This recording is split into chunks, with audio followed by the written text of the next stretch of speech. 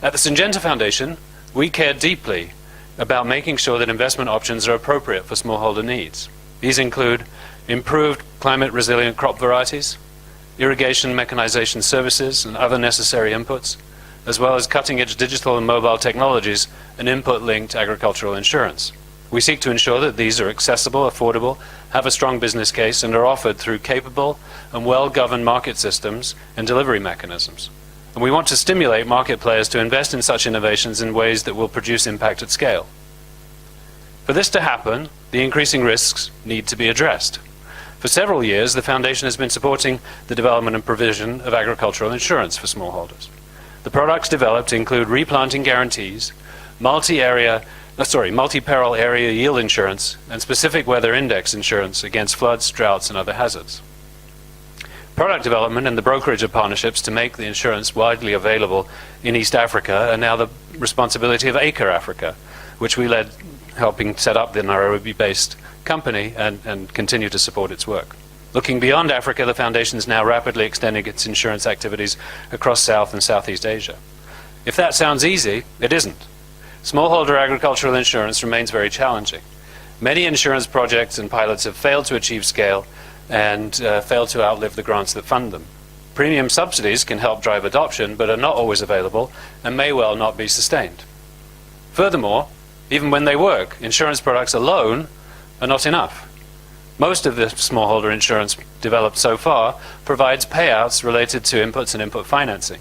If harvests fail, loans do not need to be repaid, which is a good thing. Yet, for smallholders, if the harvest fails, they have no food or income, and they've wasted their labor.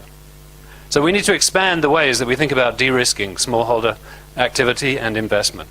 Included in this challenge are ways of de-risking markets and prices, which commodity exchanges can help, but in most of the developing world, they are limited to a few food staples for which risks can be devolved internationally. Smallholders also need soils that are healthier and which enable crops to grow more productively even in the face of increasing weather volatility. And they need improved infrastructure such as telecoms, digital services, roads, irrigation, and storage. Given the evident and increasing complexity we're facing in tackling the challenges, what might we do? Syngenta Foundation and my former employer, Technoserve, have both long understood the need for PPP, public-private partnering. And we've also understood that if we're to address and solve smallholder problems, we need to take solutions to scale, capture economies, be efficient, and have system-wide impact. Much good work has happened over the past decade in the PPP arena. A number of programs have had significant impact thanks to partnering between companies, NGOs, farming communities, and donors such as USAID, IFAD, and Gates Foundation. Yet to my knowledge, none of these have had system-wide transformative impacts, with other players crowding in around the success demonstrated by the initial partnership. And few such partnerships are explicitly focused on tackling climate risks. Too often, PPP is used by companies as ways to attract donor support without accountability for impact and replicability. Other examples of smallholder transformative action on the ground come from social enterprises and NGOs such as One Acre Fund, Root Capital, Technoserve, and Babangona, each organization having demonstrated impressive growth of reach in the decade since the food price crisis, and constantly looking at how to improve their offerings in a smart way. However, they are all still early in their journeys to incorporating climate adaptation for their smallholder partners. It's my conjecture that we need to do more in order to have system-wide, landscape-level, and in due course countrywide impacts that improve to deal with climate change risks and invest in modernization of their farming enterprises. That more includes further improving how collectively we can learn about innovations, practices, and technologies that can work best, and influence positive policy and incentive frameworks to encourage replication and scaling. We need more effective channels that can take the excellent work by organizations and initiatives such as CCAFs, National Agricultural Research Services, and others on the research end, and get them translated into business models that get adopted on the ground by the private sector. And here is where I think the key is multi-stakeholder initiatives of different kinds. Initiatives that embrace stakeholders, from science and researchers through business, NGOs, farmers to governments and investors. Okay, I hear you say, but they are complex and hard to govern, hard to resource and hard to manage. So why bother? Surely simpler approaches are the way to go. Well, I fundamentally disagree. If we're to tackle the complexity of smallholder agriculture facing climate change, we need to do the hard things that will enable us to overcome those complex challenges holistically. And there are some good examples that are working well enough to be strengthened, rather than always having to start again from scratch. To name a few, Grow Africa and Grow Asia both have some good country platforms. There's Cocoa Action, there's the Rockefeller Foundation's YieldWise initiative, the Farm to Market Alliance, supported by WFP and AGRA, and others. Each of these can be proving grounds for more system-wide climate action to improve smallholder resilience. The only issue where I feel such a platform is currently missing is around youth and the future of farming.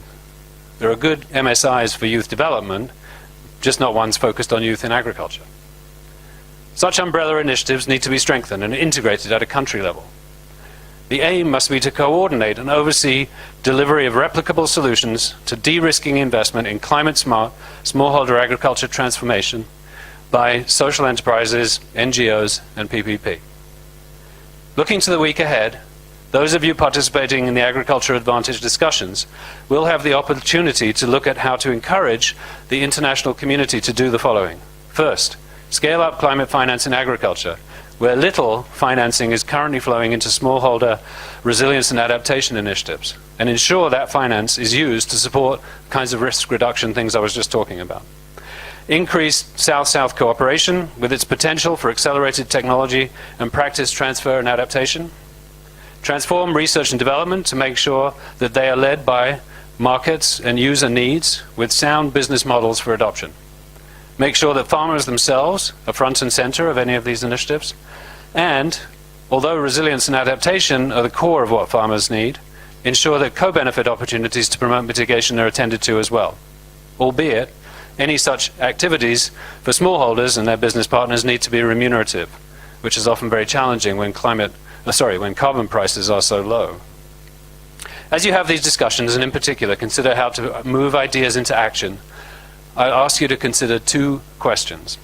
First, how is what we're considering going to help de-risk investment by smallholders and their business partners? And second, how can we better establish and use multi-stakeholder initiatives to ensure system-level delivery and adoption? If we do not look closely at these questions, we'll be perpetuating the risk that potential innovations lie unadopted in the fields, and that solutions that do get picked up never cross the bridge to large-scale adoption and impact. And while you struggle to work out the how for each of these questions, come and talk to us at the Syngenta Foundation. We don't have all the answers either, but we will be very interested in helping you work them out.